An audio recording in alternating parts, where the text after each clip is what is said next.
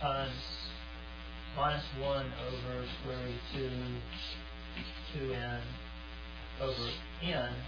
Now, the question is, does that thing, converge? Well, let's see if we can simplify.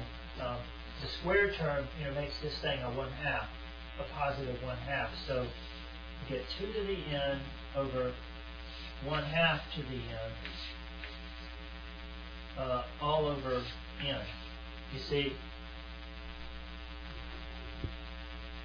and those two cancel each other, so we're just left with summation of 1 over n. And summation of 1 over n, that goes to infinity. See, that does not converge.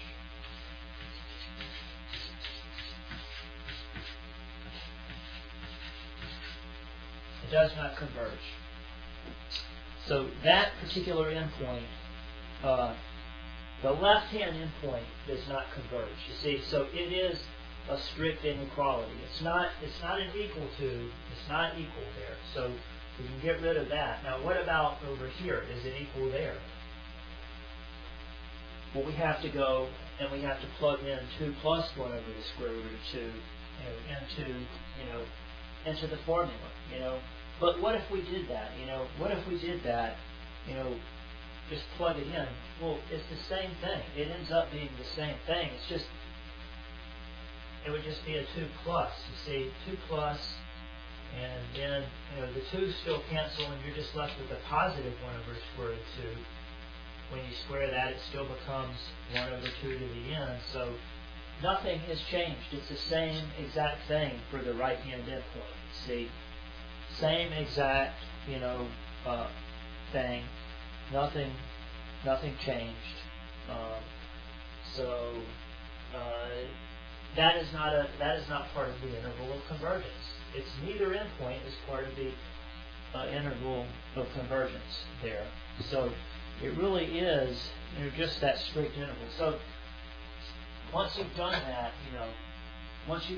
that, we can go back and we can say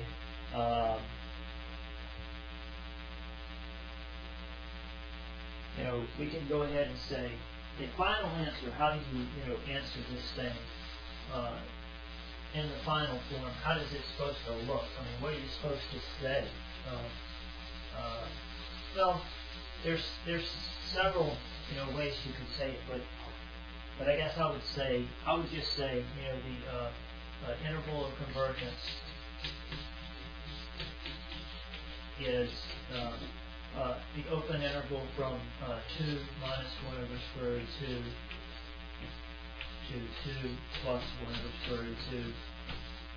Open interval notation. You see, if it had included, let's say it had included the left-hand endpoint, then you would put closed interval like that. But no, it's not. It doesn't include either endpoint, so it's the open interval.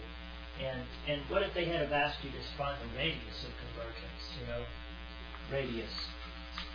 What is the radius of convergence?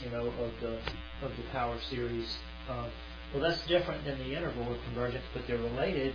The radius of convergence is 1 over the square root of 2.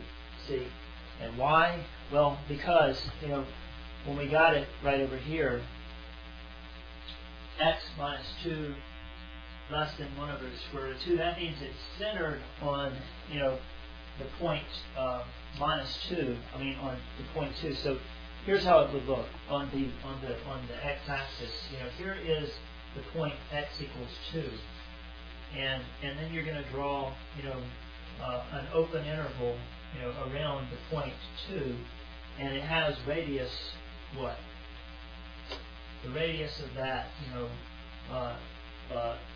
thing is going to be 1 over the square root of 2. It's all the points, within 1 over square root of 2 distance of, the point 2. See, that's how the inequality works.